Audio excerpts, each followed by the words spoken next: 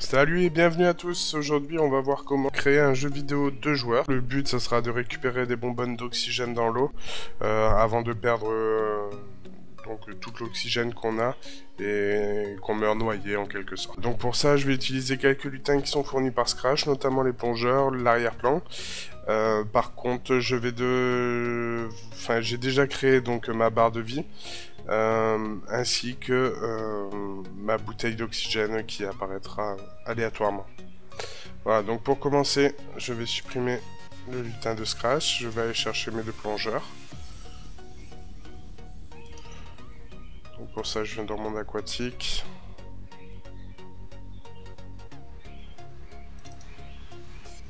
Ok, moi là j'ai mon premier, je vais chercher l'autre. Donc toujours pareil, mon aquatique, et je prends l'autre. Ok. Donc ça c'est bon, alors on va commencer le code, on va gérer les déplacements et déjà en priorité la position et la grosseur du joueur. Donc quand je démarre, je vais le mettre à une taille par défaut, donc qui sera, on va essayer 50%.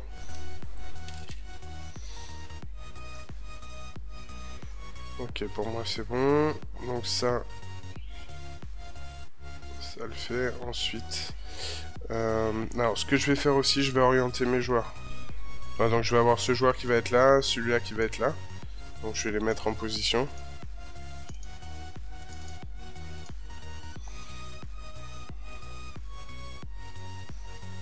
Donc pour ça, je vais sélectionner mon style de rotation. Donc je veux pas qu'il tourne en fait dans ce sens-là, je veux qu'il fasse juste un flip. Donc ça c'est bon. Et ensuite pour celui-là, c'est pareil. Juste un flip mais qui s'oriente dans l'autre sens.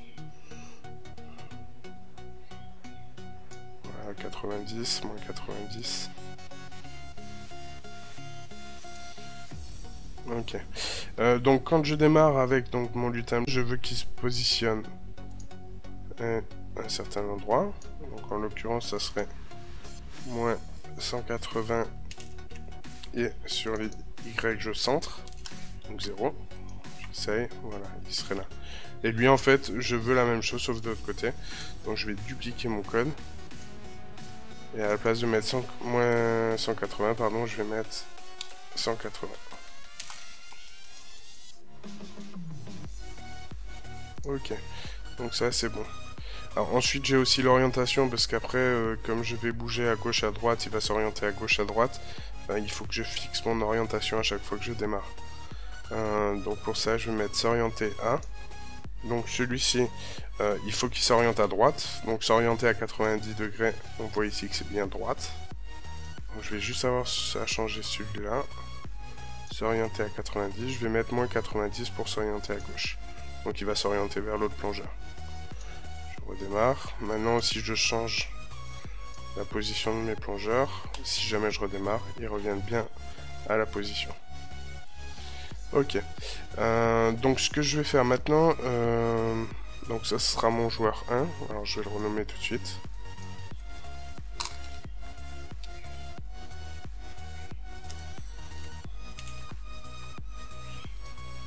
Et ici ça sera mon joueur 2.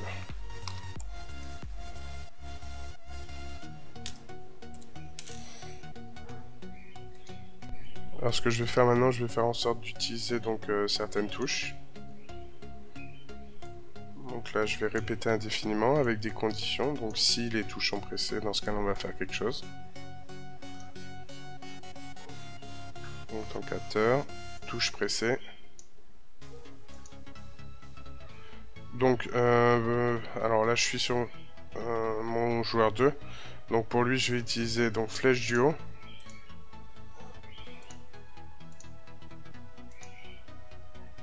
Flèche du bas. Et flèche gauche-droite.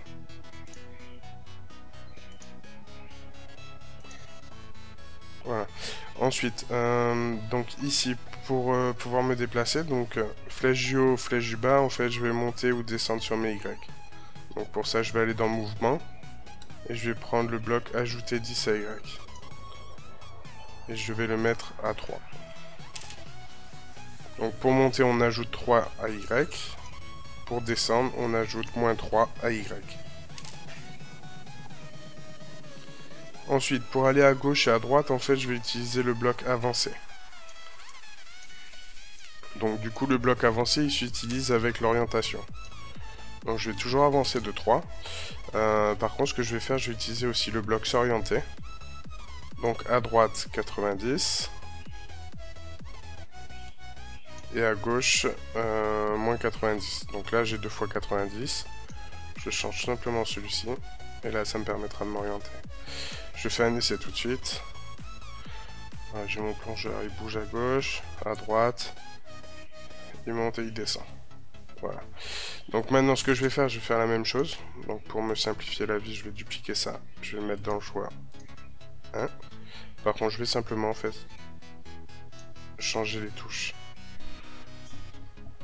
Donc pour monter, je vais utiliser la touche Z.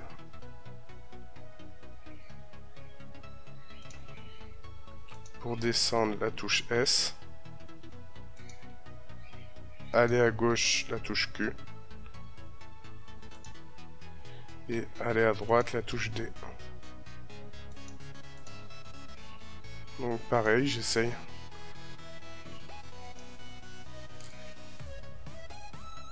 Je vais à droite, à gauche, je monte et je descends.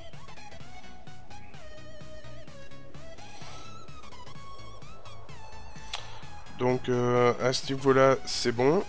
Voilà, je vois rien d'autre pour l'instant qu'on ait besoin de mettre. Donc j'ai mes deux personnages, je vais aller chercher une scène. Bon, la scène pareil, on va le mettre à fond. Je vais prendre celui-ci, Underwater 2. Voilà. Donc, pour l'instant, ça donnerait ça. Ok.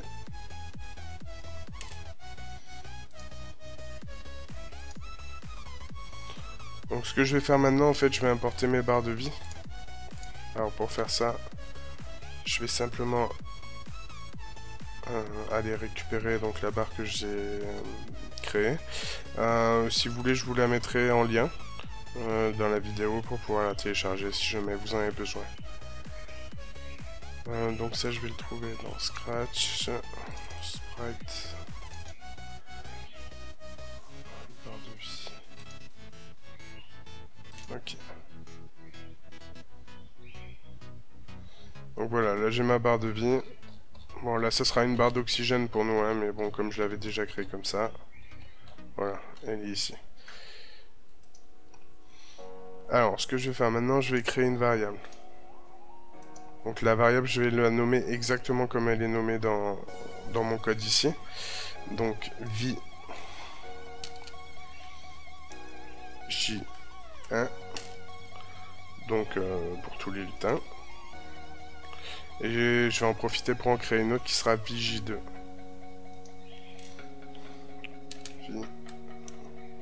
Vij2. Ok. Donc voilà, j'ai la vie de mon joueur 1, la vie de mon joueur 2. Alors, du coup, ça, je vais le dupliquer.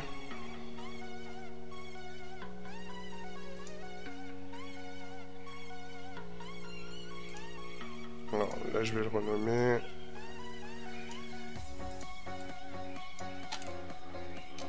On va l'appeler Oxy J1.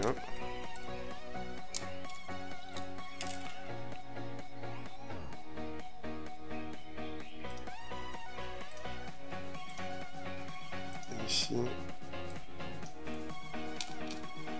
Oxy J2.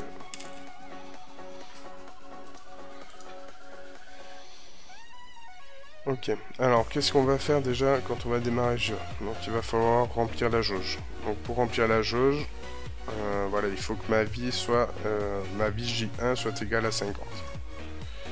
Donc dès que je vais démarrer ici, je vais mettre vie J1 à 50. Voilà. Alors là, les deux se sont remplis, donc il va falloir que je fasse une petite modification.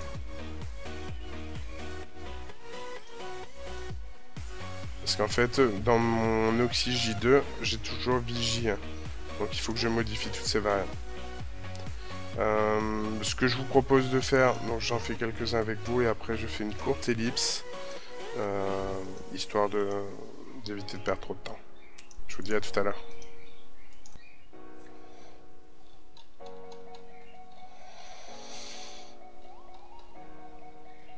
Voilà, donc c'est fini, donc j'ai bien changé en fait toutes mes variables dans le code de Oxy J2.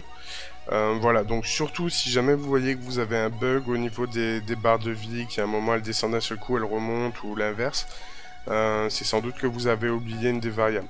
Donc n'hésitez pas à aller recontrôler le code pour être sûr d'avoir bien mis partout Vigie2.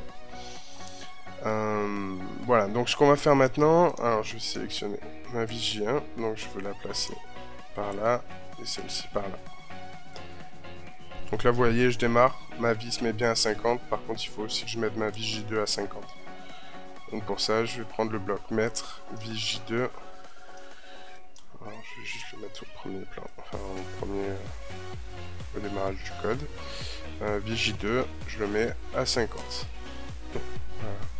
Vigie 1, Vigie 2. Donc ça c'est bon. Oui, donc maintenant je veux cacher mes deux variables, donc je clique simplement devant, ça les cache.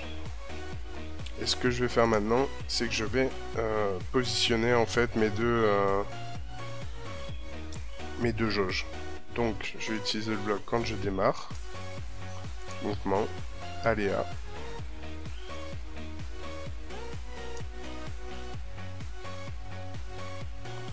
Donc là je vais lui dire d'aller à moins 210 et 170 en hauteur. J'essaye, voilà, bien se placer ici. Donc bien sûr je vais faire la même chose dans Oxy J2, sauf qu'au lieu de mettre moins 210, je vais mettre 210. Je démarre. Voilà, comme ça elles sont bien à la même hauteur, il n'y a pas de souci là-dessus. Alors, donc le principe du jeu, ça va être de perdre de l'oxygène au fur et à mesure. Pour perdre de l'oxygène, je vais utiliser donc une boucle répétée indéfiniment. Je vais lui dire d'attendre 1 seconde. Et donc là, c'est pour J1. Donc on va faire ajouter à Vj1 moins 1. Donc là, je vais démarrer. Voilà. Et donc là, on voit ici que ma jauge, elle descend. Donc si jamais j'affiche la variable, elle est là. Hein. Donc il y a les costumes associés. Et du coup, c'est ça qui va me permettre de faire descendre mon oxygène. Donc je la recache. Je fais la même chose pour Vj2.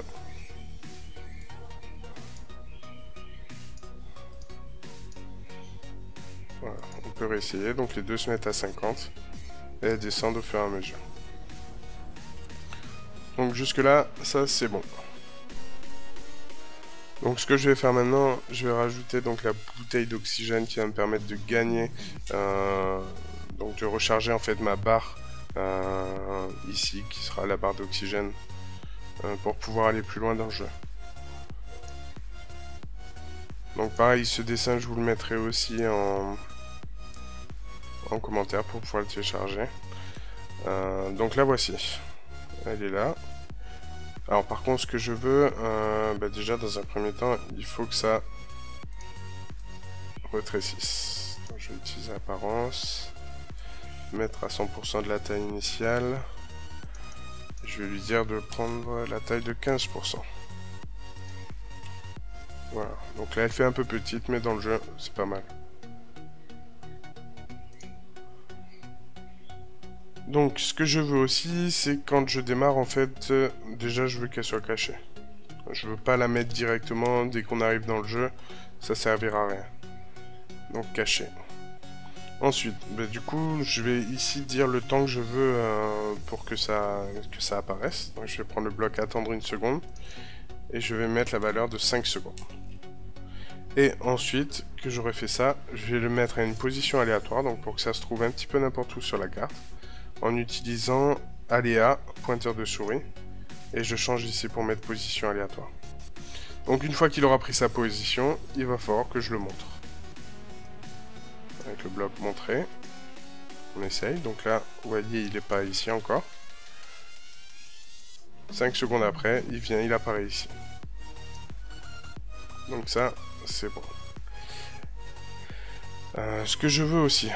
Donc, à chaque fois que ce joueur, par exemple, va toucher ici, il va falloir que ça me donne, que ça me recharge la barre. Pareil pour celui-là.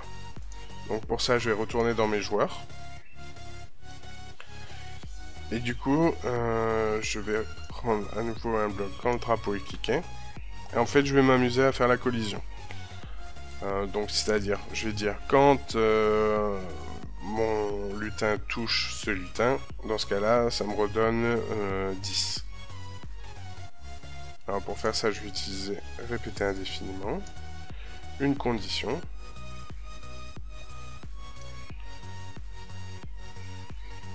Donc là, c'est si jamais la bouteille est touchée. Celui-ci. Donc si bouteille oxygène touchée, alors, donc je vais ajouter à vie, donc là je suis sur joueur 1, donc vigie 1. Je vais rajouter 10. Je vais envoyer un message pour que la bouteille se cache. Donc pour faire ça dans événement, je vais faire envoyer à tous. Nouveau message, et je vais l'appeler oxygène.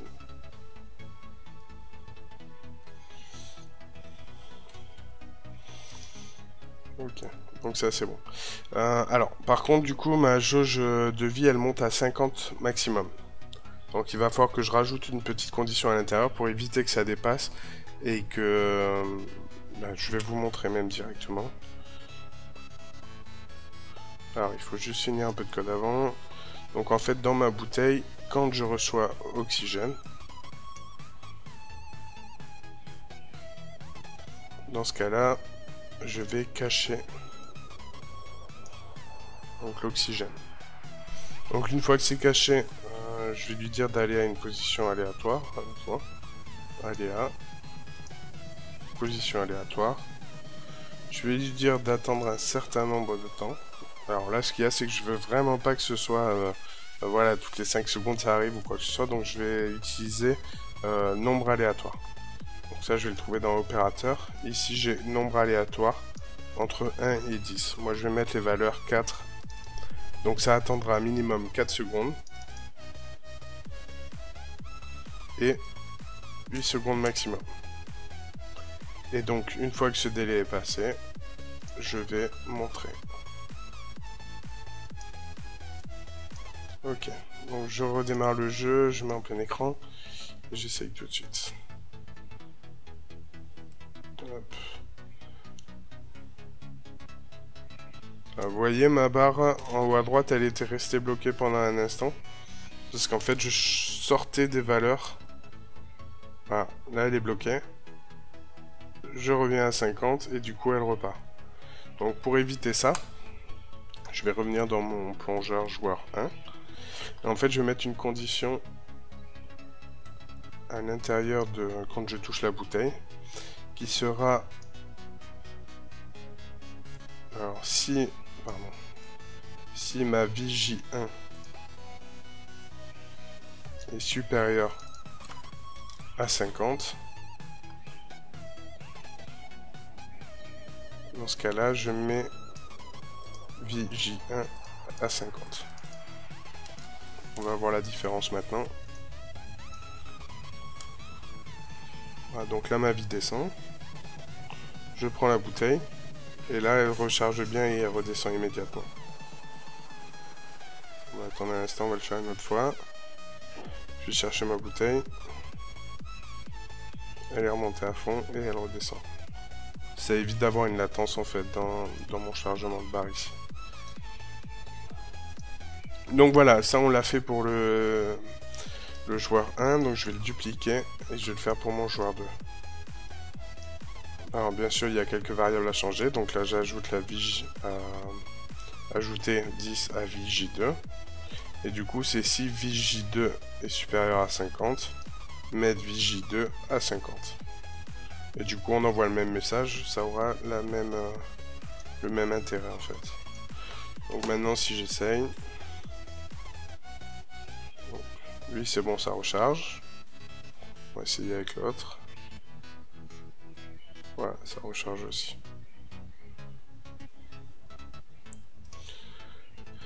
Voilà, donc là au niveau du codage, on a terminé pour ça. Il manque juste une chose, et pas une des moins importantes, c'est justement de savoir qui c'est qui gagne ou qui perd. Donc d'arrêter le jeu et lancer tout ça. Alors pour ça, on va créer un lutin. Donc je vais venir sur le petit pinceau juste ici. Je vais me mettre en mode vectorisé. Je vais faire simplement un cadre, donc de la grandeur. Je le remplis de noir. Voilà. Et ensuite, je prends le texte et je note, donc joueur 1 gagne. Ok. Donc je vais le changer de couleur. Donc mon joueur 1, il est violet, je vais reprendre la couleur violette.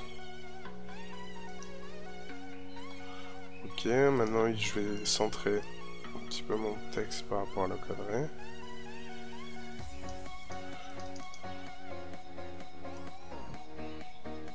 Ok. Donc ça, c'est... Je vais noter joueur 1 gagne. Et du coup, je vais dupliquer celui-là. Et mettre joueur 2 gagne. Et du coup, il faut aussi que je le modifie ici. Et je vais aussi changer la couleur.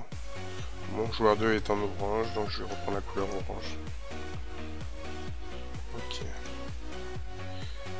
Donc maintenant, on va faire le code donc, pour cela. Alors, événement, quand le drapeau est cliqué. Donc déjà, il faut que je centre mon lutin.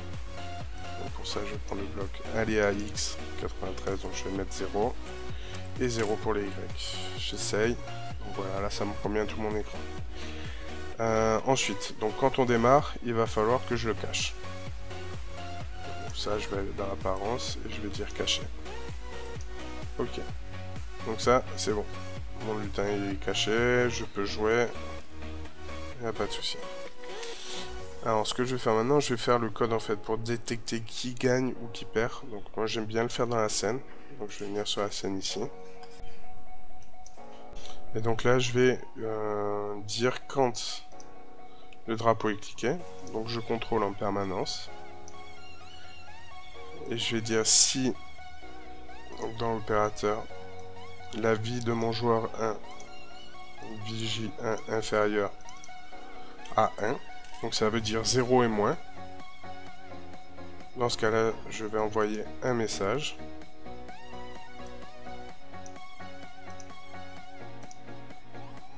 Si mon joueur 1 perd, donc ça sera J2 gagne.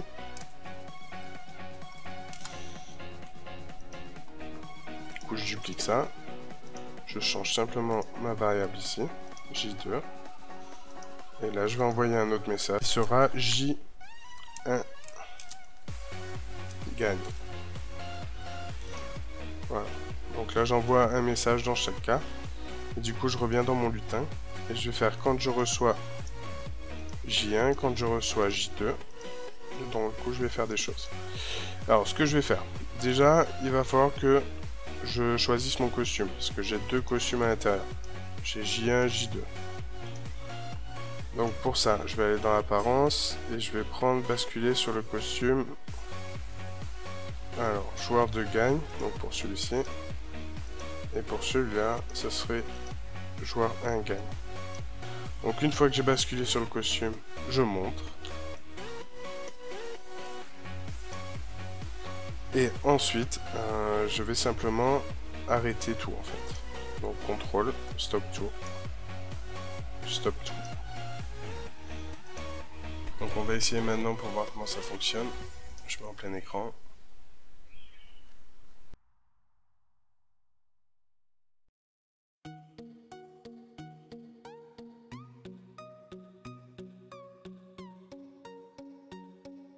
Donc voilà, on voit bien que le joueur 1 gagne. Voilà, donc j'espère que ce petit jeu vous plaira. Voilà, si vous avez des modifications à apporter ou que vous voulez que je fasse une autre vidéo sur un thème particulier, n'hésitez pas à m'en faire part. Si vous avez aimé la vidéo aussi, n'hésitez pas à laisser un pouce ou à vous abonner à ma chaîne pour voir les prochaines vidéos.